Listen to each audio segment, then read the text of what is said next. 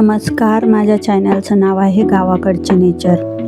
तर ही व्हिडिओ गावची आहे, माझ्या माहेरची आहे.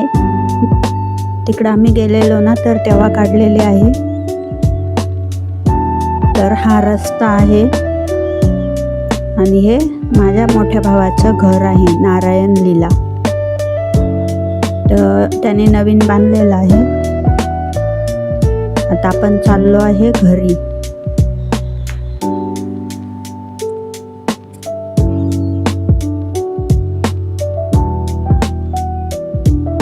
एवढं मोठं अंगण आहे, ठेवलेलं आहे. कार्यक्रम वगैरे होतात त्याच्याकडं कायम, कार्यक्रमासाठी ठेवलेलं आहे. आणि गाड्या पण येतात ना, तर त्याच्यासाठी ठेवलेलं आहे. हे घरामधलं आतलं घर आहे.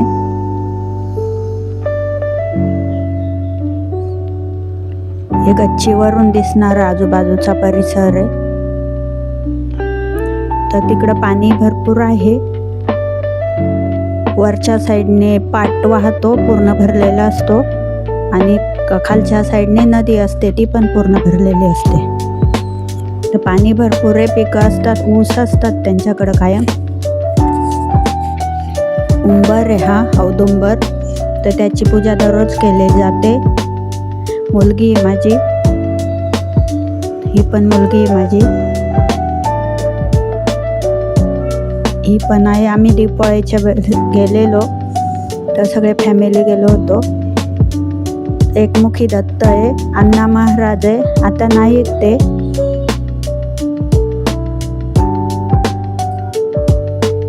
एकमुखी दत्ताचे भक्त. एकमुखी दत्त नारायणपूरला आहे. अजूनही तिथं खूप मोठी जत्रा टाईप भरतं. तर काही नियोजन नसतानाही पण सुरक्षित लोक जातात आणि येतात. आम्ही पण गेलेलो आहे भरपूर वेळा. हे अंगण आहे, त्याचं पोल आहे, त्याचा पोलाचा कारखाना आहे. तर सिमेंटचे पोल असतात ना, कांद्याची चाळ वगैरे बांधण्यासाठी. आणि पोल गव्हाण असते, गव्हाण गाईला चारा घालतात, ती गव्हाण. आणि पाईप पण मिळतात त्याच्याकडं. तर मुलं आहेत, भावाचे मुलं आहेत. दिवाळी ववाळी चालू आहे.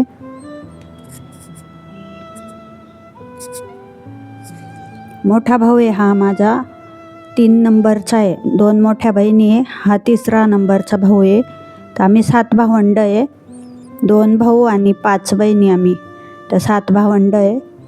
तो सेवेकरी दत्ताचा, एकमुखी दत्ताचा सेवेकरी आहे. सूर्य दिसतोय. तर एकमुखी दत्ताचा अनुभव झाला ना अण्णा महाराजांना, तिथं फोटोमध्ये आहेत ते, त्यांना असाच अनुभव झालेला. छोट्या कुटुंबातले होते ते, तिथं नारायणपूरला राहायला आले.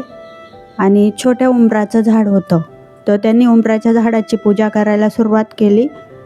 आणि त्याच्यामधून दत्त महाराजांनी सूर्याच्या रूपाने, उजेडाच्या रूपाने असं अण्णा महाराजांना दर्शन दिलं. तर मग अण्णा महाराजांनी एकमुखी दत्ताची स्थापना केली.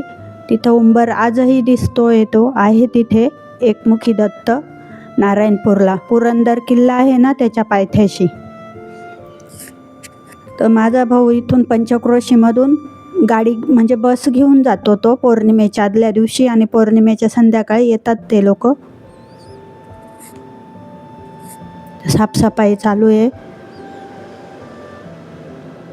सेवेकरी म्हटलं की सगळं करावं लागतं, आणि तेव्हाच तो सेवेकरी बनतो, नाहीतर तो सेवेकरी नाही म्हणायचा आपण त्याला.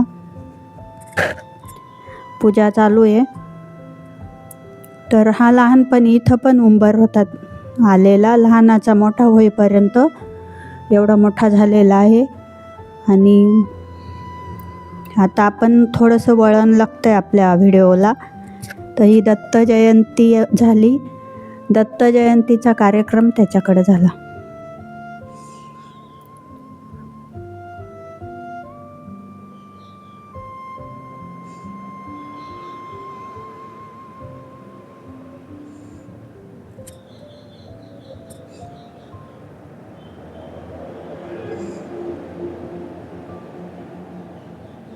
कधी तिथे पोचेल, मी कधी जाईल नेमका याचा धक्का त्या मांडव ऋषीला लागला. तो गुदद्वारा वाटे रुतलेला होवलेला सूळ पोटापर्यंत गेला होता. वेदना झाल्या, त्यांनी शाप दिला, कोणी माझा सूळ हलवला आणि मला वेदना जीव घेण्या झाल्यात, सूर्य उगवायच्या आत मरण. आता सूर्य उगवायच्या आता आपण व्हिडिओ बघत आहोत दत्त जयंतीचे. तर माझ्या माहेरचाच फोटो आहे, व्हिडिओ आहे. त्या व्हिडिओमध्ये कार्यक्रम झाला, दत्त जयंतीचा कार्यक्रम झाला आता माझ्या भावाचा.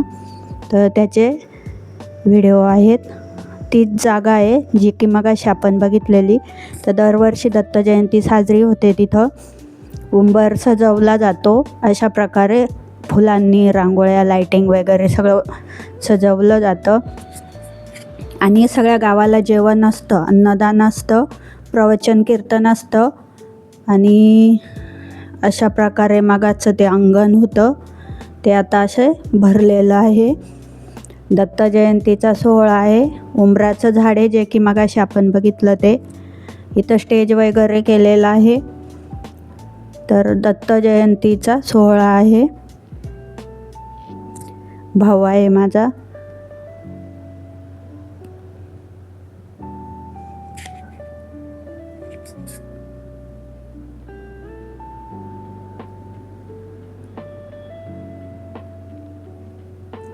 माझ्या वडिलांनी आमच्यावरती चांगले संस्कार केलेले आहेत.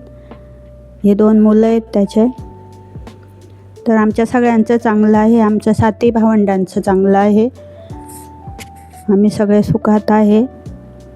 आणि माझ्या वडिलांनी जी शिदोरी दिली आमच्यासोबत, ती आम्हाला जन्मभर पुरेल. आणि पुढच्या, हे माझे गुरुभाऊ आणि गुरुबहीण, पुढच्या जन्मांमध्ये पण आम्हाला त्याचा फायदा होईल. तर मला जास्त बोलता येत नाही आहे. 4-2 लोक जीव घालायचे, नंतर हळूहळू इथपर्यंत आपण पोहोचलो. पण तो तेच सांगतोय की छोट्यापासून सुरुवात केलेली. पूर्वी 5-10 माणसं यायचे, छोटं सुरुवात केलेली. आता सगळं अंगण भरलंय त्याचं. अन्नदान मोठ्या प्रमाणात होतं. सगळं गाव पंचक्रोशीतले लोक जेवायला असतात. पूजा वगैरे असते.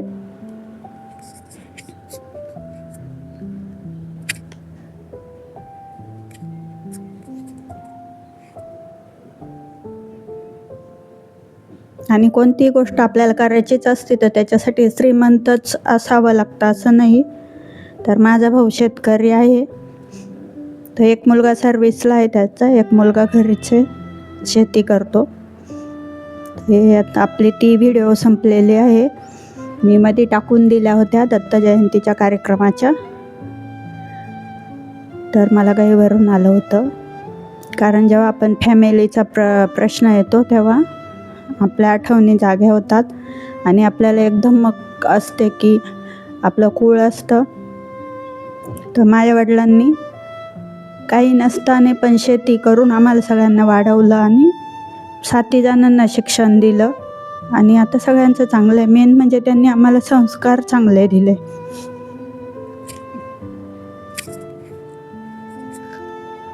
नारळाचं झाड आहे, नारळ आलेले आहेत. हे हळदीचं झाड आहे.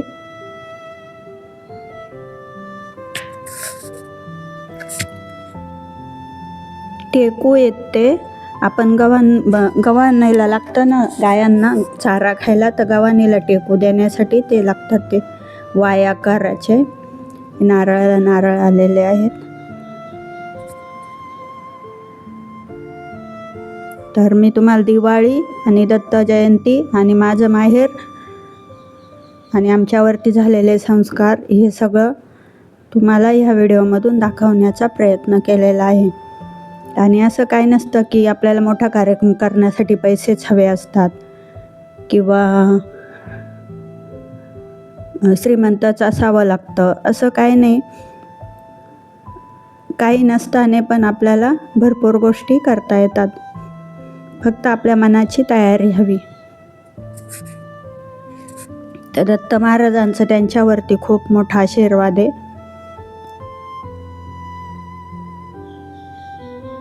पंचक्रोशीमधून बस घेऊन जातो तो दत्त जयंतीला, दत्त म्हणजे पौर्णिमेला नारायणपूरला.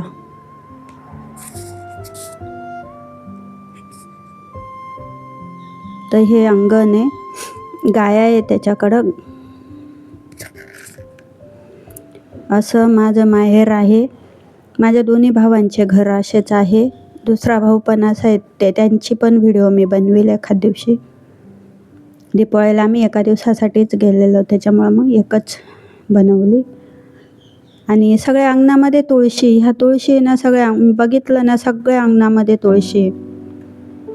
फुलांची झाडं पण आहे, मी तिथे व्हिडिओ पण काढल्या. इथं एक व्हिडिओ आहे, माझी शॉर्ट व्हिडिओ काढलेली आहे, केसांमध्ये गजरा. तर खूप छान वातावरण आहे, मोकळी जागा आहे. मुलांना खेळायला पण भरपूर जागा आहे तिथं.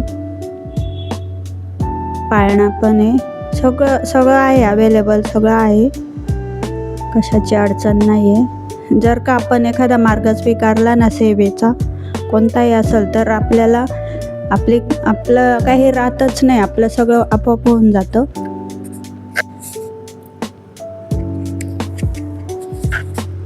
आंब्याची झाडं आहेत,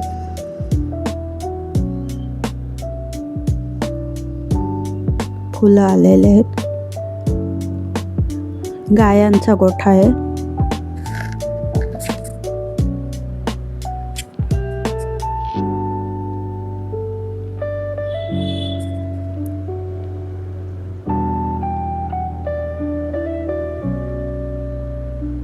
आपण आता चाललेलो आहोत गायांच्या गोठ्यामध्ये. तर मुक्त गोठा आहे, पाठी खूप जागा आहे. आणि ह्या गाया हे म्हणजे आत्ताच मोठ्या केलेल्या आहे, कुमारिका असतात ना त्या टाईपच्या. तर त्याने छोट्यापणीच घेतल्या होत्या, माझ्या भावाच्या मुलाने छोटे छोटे बाळं असताना घेतलेल्या होत्या. मी बघितल्या होत्या, एकाच वेळेला त्याने 5-7 घेतलेल्या होत्या. त्या आता एवढ्याल्या झालेल्या आहेत. ह्या मोठ्या करून मग विकायच्या असं त्याचं म्हणणं, किंवा मग त्याच्याच गायी बनतील, जास्त होतील असं.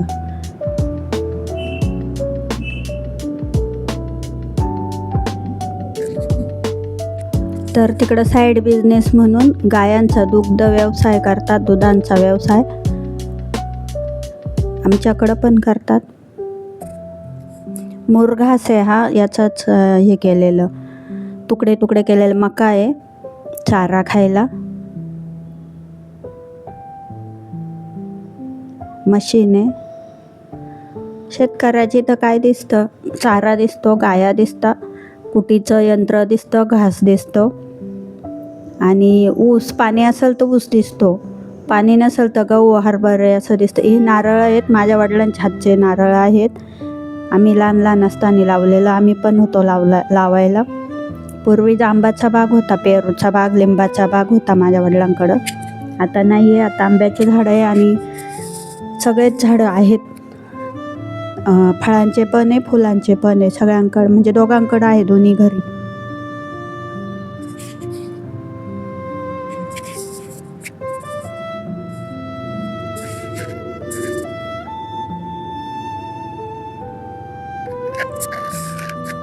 फुलांची झाडं आहेत सर्व.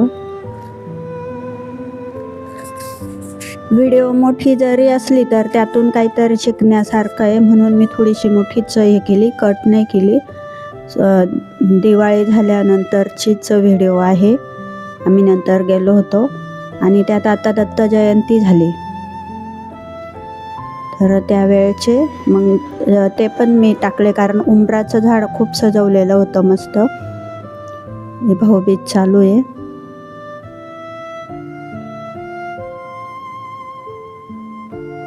मी पण आहे.